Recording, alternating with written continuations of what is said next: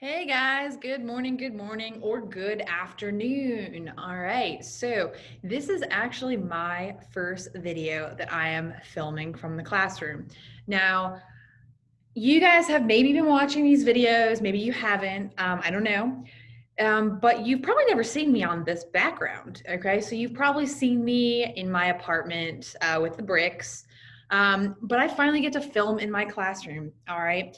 And I'm actually going to film this clip standing up in front of my walls here. So for most of our classes, I know you guys probably see me with the whiteboard in the background, but this is actually what my classroom looks like. So if you're watching this, welcome to Miss Garner's classroom, and hopefully y'all will be back here soon.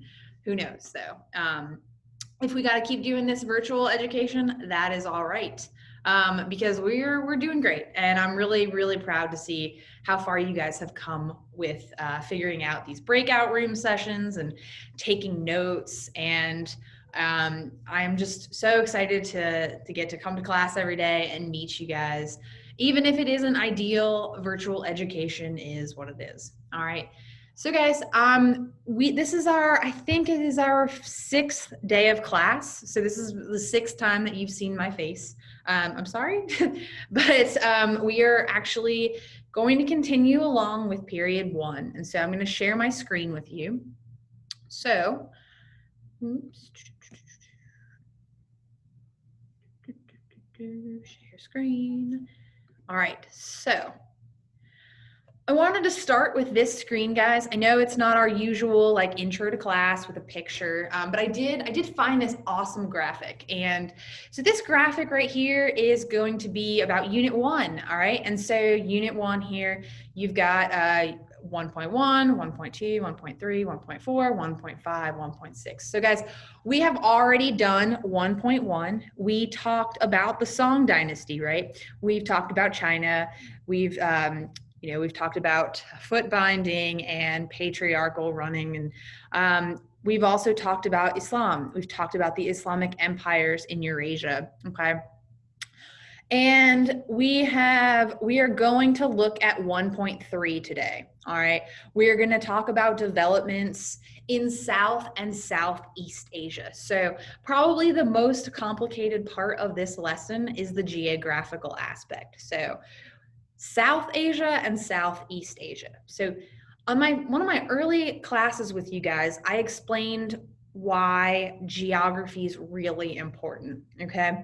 And I told you guys that a few years ago for the AP exam, a question was asked, asking students to identify something about Southeast Asia. And all of the students thought, okay, Southeast Asia, oh, I'm gonna write about India. All right, let's not do that, guys. So South Asia and Southeast Asia are different. And they're different, but they have a lot of similarities, which is why things are a little bit confusing. Okay. So guys, we still have 1.4 and 1.5 and 1.6 to cover. All right, we will do those in the coming days. Okay. So guys, let's go ahead and start. All right. So today is August 31st or September 1st. It is our 6th day of class. And today, guys, we are going to do South Asia, and you guys are going to do Southeast Asia on your own. Okay. So without further ado, let's begin. So taking attendance, probably still getting your names wrong, but you are correcting me. You are calling me out. You are telling me, Miss Garner, my name is pronounced this way, or Miss Garner, these are the pronouns that I prefer, okay? Go ahead and let me know those things. That's important. Hopefully I'm getting them right, but we'll see, okay? Got a meme of the day today. I only have one. I had a hard time finding a good one that was really relevant.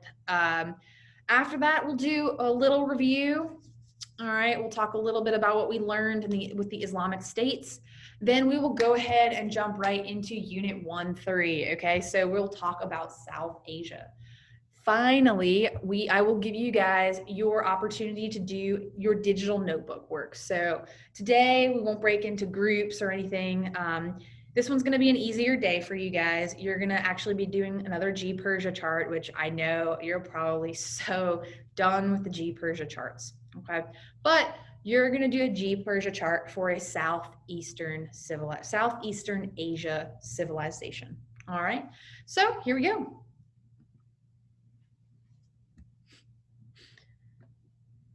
All right, so we talked about the Abbasid Caliphate, and we talked about the fact that by the time that we are actually talking about the Abbasid Caliphate, it's kind of in decline. So really anticlimactic, but I thought this was a pretty good meme to kind of show that, okay?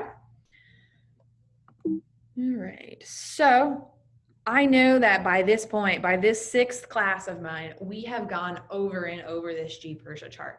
And I am really, really hopeful that if I came out of nowhere and said, you know, hey, student B, what was the S in the G Persia chart?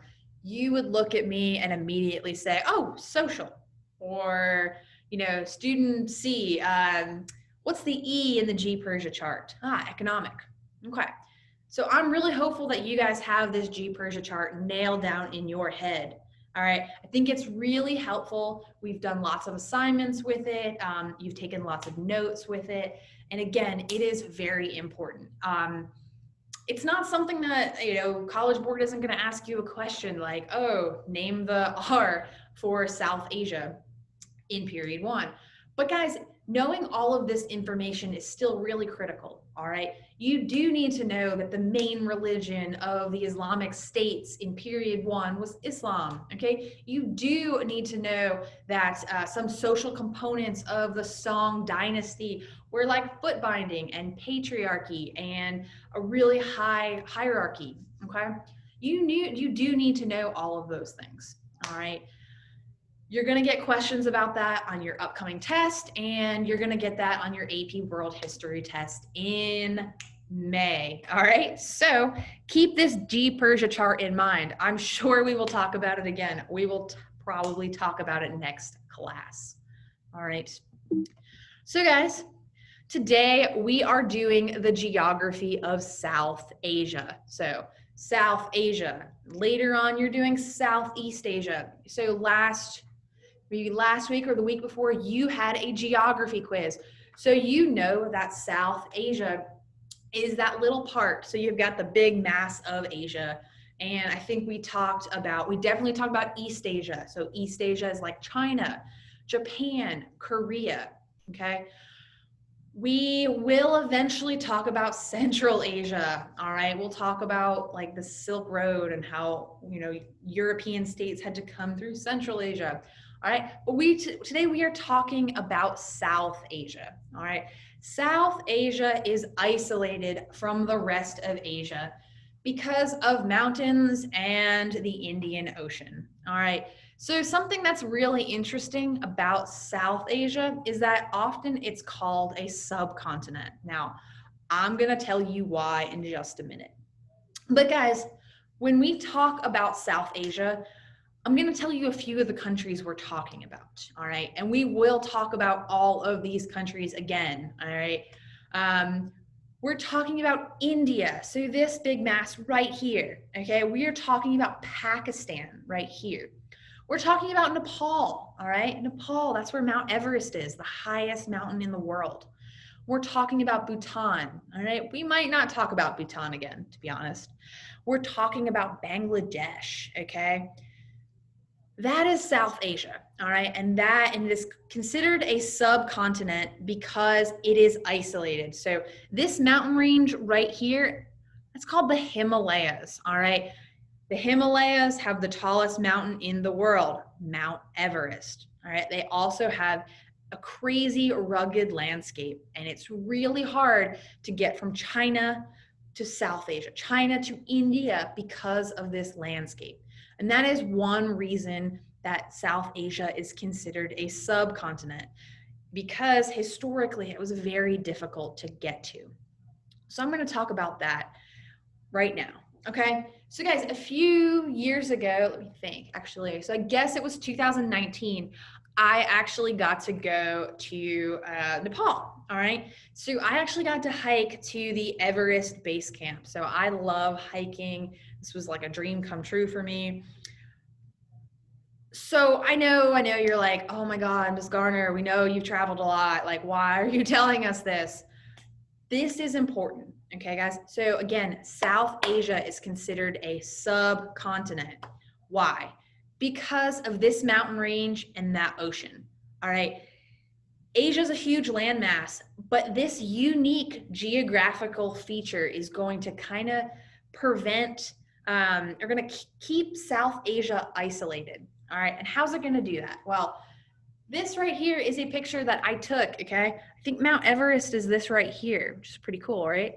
Guys, it is very, very difficult to cross the Himalayas. As you can see, I mean, it's very hard to find pathways, okay? It's very hard to find valleys to go through. A lot of deep, deep snow year round. But the hardest part is the elevation. So the Himalayan mountain range is some of the highest mountains in the world, okay? So guys, here in Georgia, we're at like 250 feet above sea level. So we're at, we can breathe. Like we have 100% oxygen at all times, all right? But the higher you go, the less oxygen you're gonna get. So basically, guys, what that means is that it's gonna get more and more difficult for the human body to cross these really, really high, really, really high points, okay? So guys, this little chart right here is kind of interesting, all right? So this number 14 down here, 29,028 feet, that is the elevation of Mount Everest. So that means Mount Everest is 29,000 feet above sea level, okay? And there is only 33% oxygen there, okay? So take a deep breath. That's all that oxygen. That's 100%, guys. If you're going to be at the top of Mount Everest, you're only going to get 33% of that each time you take a breath, okay? And that's going to lead to a lot of problems, all right? People are going to get elevation sickness. On top of how rugged this landscape really is. So guys, the majority of the height, all right, is going to be probably about 14,700 feet. That's going to be your majority height when you're crossing the Himalayas into India. All right. If you wanted to go from China into straight through Nepal and down into India, you guys are going to have to cross these mountains and you're going to be at like 14,000 feet. All right. So that's going to be only 57% of the oxygen. So people are going to get sick. All right. Animals are going to get sick. It's going to be really, really hard. You have to be a very good athlete. So what this means, what this long explanation is that it's going to keep South Asia isolated. All right. So those mountains are going to serve as a wall between China and India, all right, and between most of the world and India and Pakistan and Bangladesh, okay? Those Himalayas are going to keep the culture of India kind of isolated, all right? It's not going to let a lot of the world kind of come in. So what's going to happen is instead of you seeing lots of land-based trade, you're going to see a lot more sea-based trade, all right? And we will talk about that next. Okay, guys, so we're still talking about the G in G Persia. So I wanted you to see this chart because I want you to see the difference between South Asia and Southeast Asia, okay? South Asia is kind of actually like Central South Asia, right? Whereas Southeast Asia, to me, it's all those islands, right? Yeah, it's still Thailand and it's still Vietnam and Cambodia, but it's mostly like Indonesia, okay, the Philippines, let's see, I think, yeah, that's Indonesia. You've got Malaysia, you've got Singapore down here. So guys, it's really, really complicated. This is probably the geographical region that trips most students up because South Asia and Southeast Asia is kind of the same area of the world, especially for us when we look at this map. But you guys have to make sure you know the difference, okay? The difference pretty much comes down to geography because you're gonna see that these cultures are very similar as well. Okay, my little PowerPoint chart.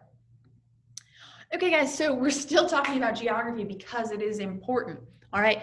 Even though that Himalayan mountain range is going to prevent people from coming in and coming out, um, there is still a way to get out. All right. And it's called the Khyber Pass.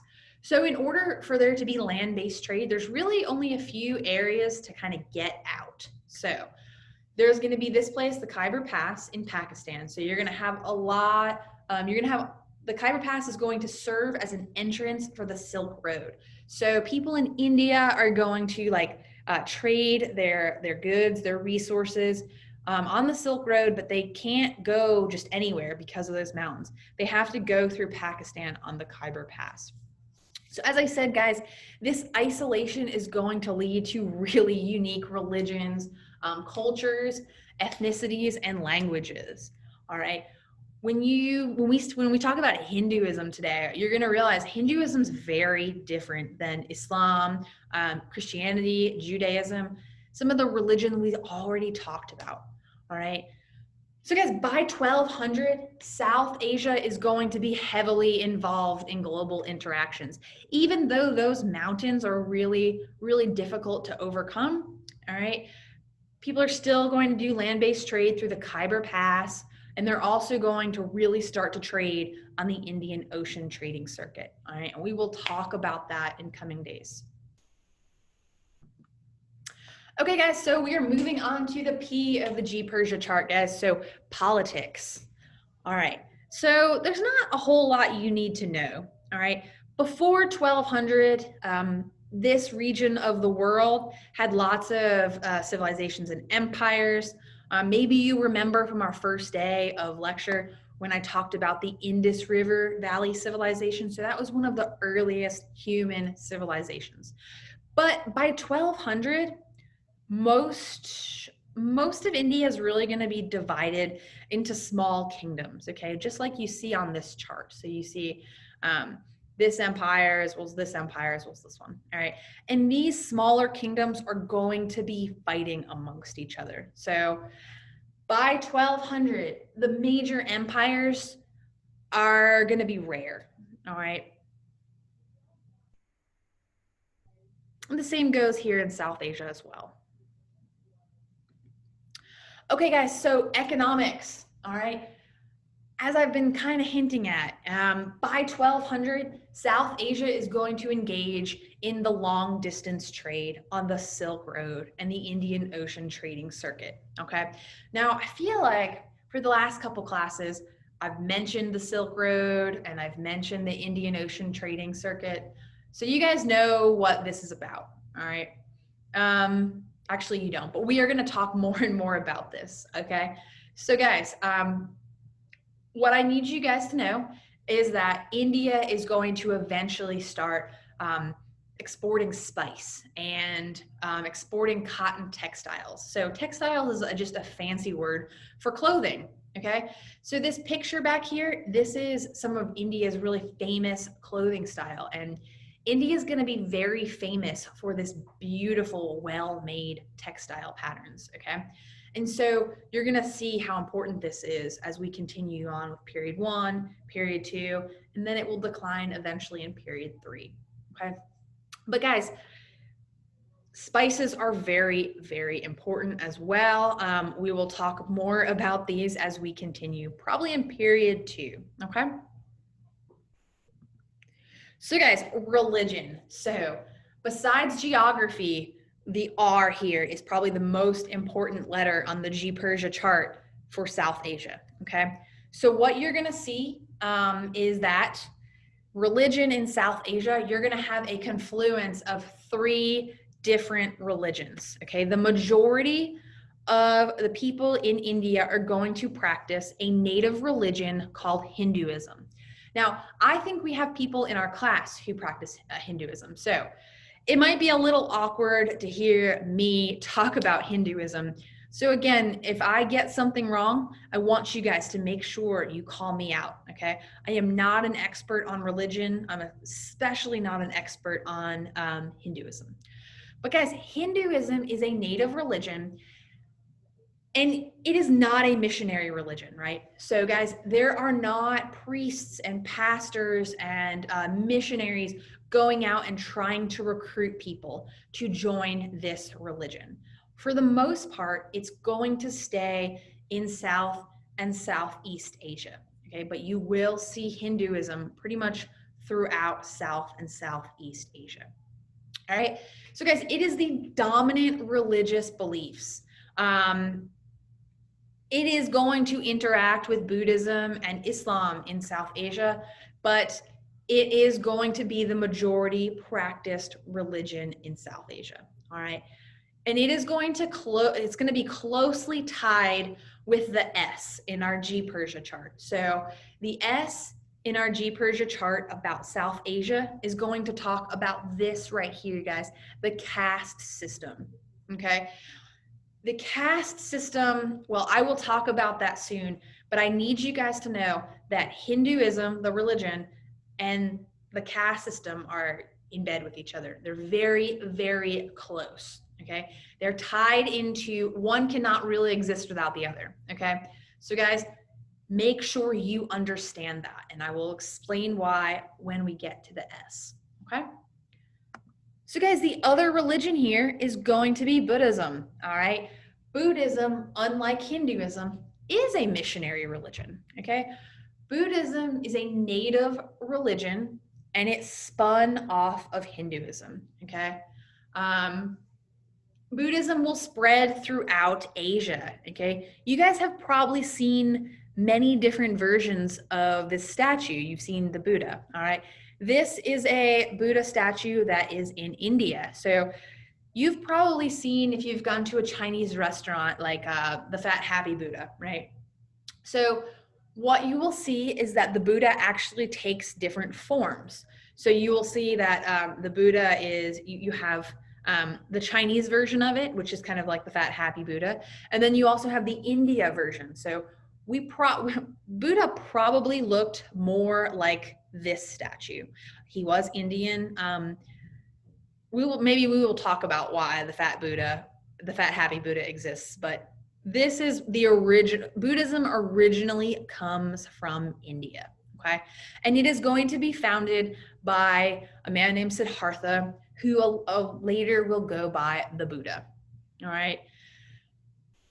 I won't tell you all that much about Buddhism.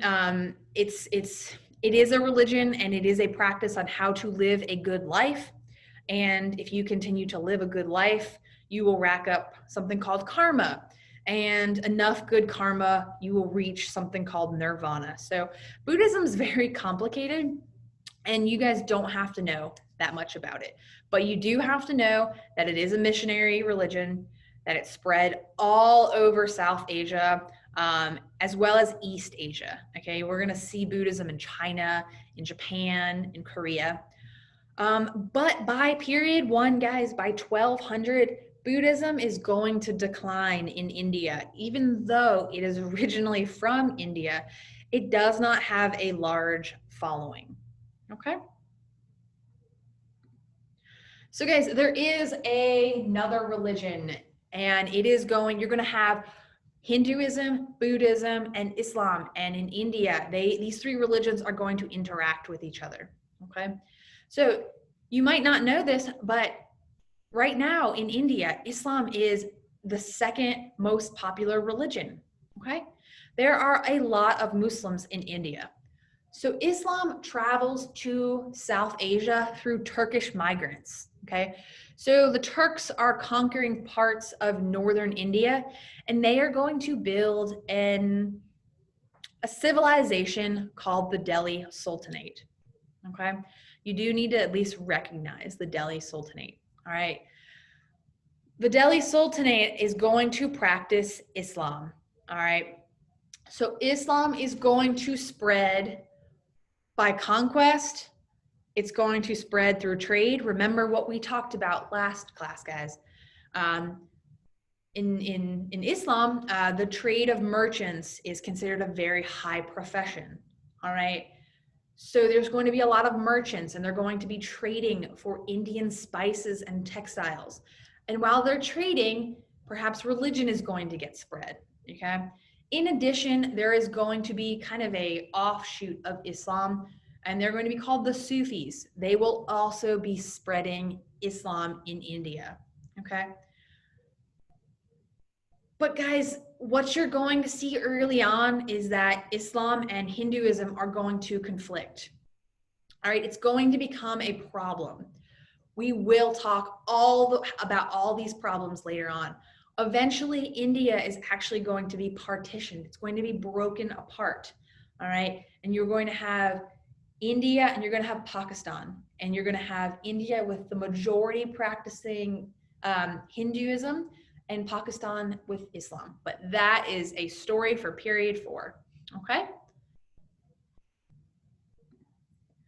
Okay, guys, so when I was talking about religions, I told you that Hinduism goes hand in hand with the social institutions here, all right? So guys, you need to understand what this is.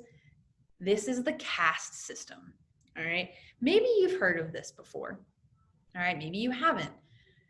It is very interesting and it is a little hard to talk about, all right? So the caste system is a rigid set of social hierarchy, okay? The caste you are born into is going to remain the caste you are in your whole life. So there is no American dream here, right? Like you guys are all taught that if you work hard and you go to college and get a good job, you can be rich and you can move up in the social structure. That doesn't happen in period 1 India, okay? So if your mom and your dad are merchants, you are going to be born a merchant and you're going to stay in that Vashya class your whole life, okay? And you're going to have to marry within that caste, all right?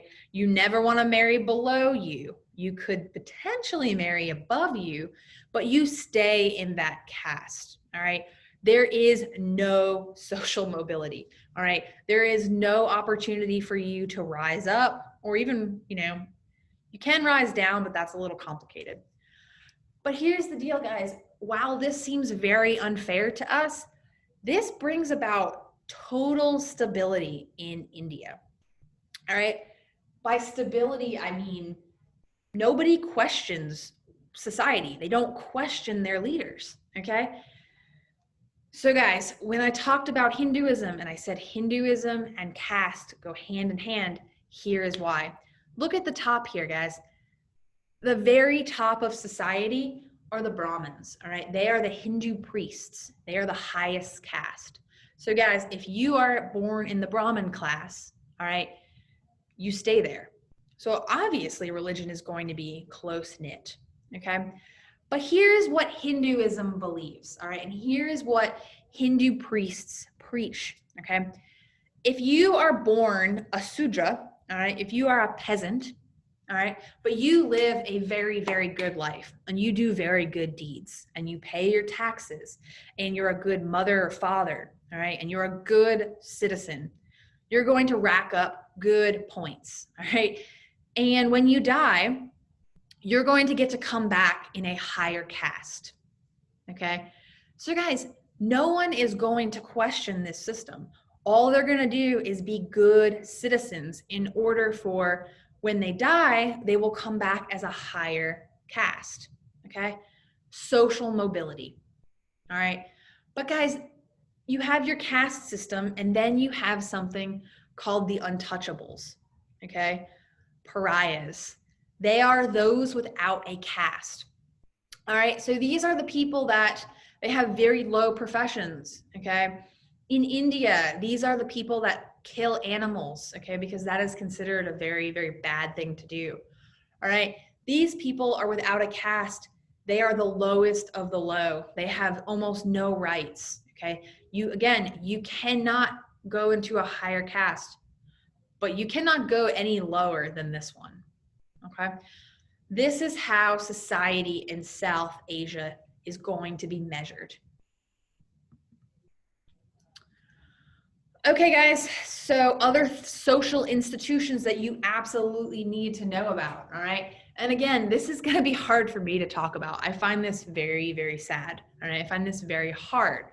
But as a historian, We shouldn't judge the past in the context of today, okay? If this happened today, it would be wrong, but this happened in the past and this was considered okay during this time, all right? So guys, like China, all right, and like the Islamic world later on, India is going to be extremely patriarchal, all right? Very, very patriarchal. What does this mean? All right. A process of sati is part of the culture. Now, sati is, well, it's what you see in the picture here. So, women are in many ways property of their husbands. Therefore, when a husband dies, a widow is not seen as a contributing member of society. So, a sati is essentially widow burning. So, when a husband dies, widows are burned. Therefore, they're not considered a burden on society. Okay. It's horrible. In the context of 2020, that is horrible. But in history, that's what happens. Okay. That's what happens in South Asia. You don't have to like it. It can make you uncomfortable. It makes me uncomfortable. But you do have to know that this happened. And this was a part of the social institutions in South Asia. Okay. The other thing that is common in South Asia is child marriage. All right. So, again, men are considered much more important than women, for better or worse. So, little girls are going to be married off to older men. All right. Once a girl is married off, she's no longer considered her parents' problem. Okay. So child marriage is going to be a pretty big deal in South Asia during period 1. Okay, guys, so innovation. Okay, innovation. South Asia. So those of you who like math, and again, I am not one of them, you can thank this region, this geographical region, for the numbers we have. Okay, in South Asia, knowledge and schooling, knowledge is very, very important. Okay, and one way to kind of help the merchant class and help the trading is that Hindi numerals are going to be created. All right, and today those are pretty much known as in the West here as Arabic numerals. So if you didn't know that, the numbers that you guys use are Arabic numerals, and they come from South Asia. Okay. In addition, South Asia is going to create a system of numbers based on columns of 1, 10, and 100. So the idea of decimals is going to be a South Asia innovation. Okay.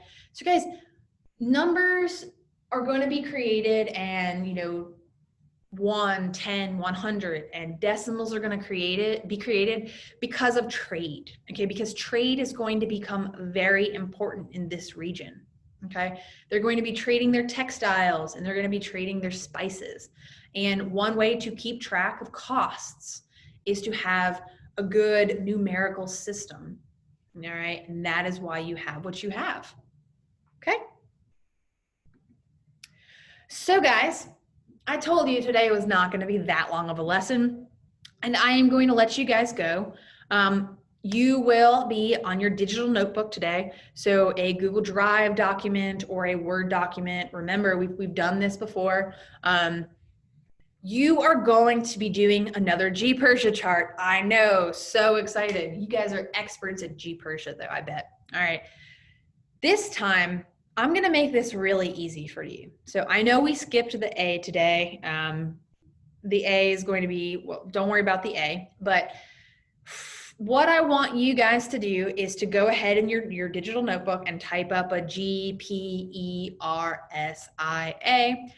And you are going to do one just solely based on this lecture, okay? Just solely based on this class. You are going to create a Persia chart for this civilization right here in blue. It's going to be called Srivijaya. Okay, Srivijaya is an actual civilization. I'm sure many of you have not heard of it. And this one is going to be in Southeast Asia. It is going to have all of the same characteristics of South Asian civilizations, okay? All of them.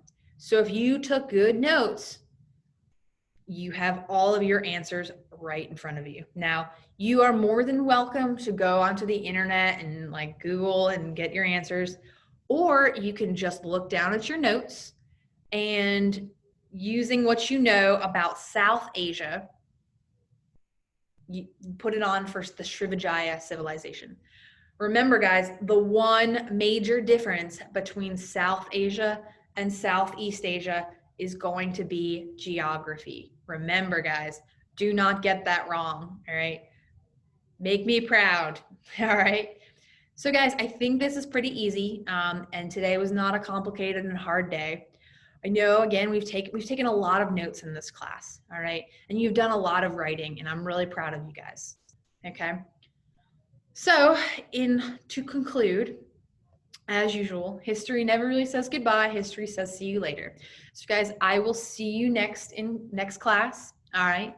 Have a good rest of your day. Have a good rest of your week. And again, just know that Miss Garner is proud of you guys for all of this virtual education. I know it's hard, but you guys are being awesome. Okay.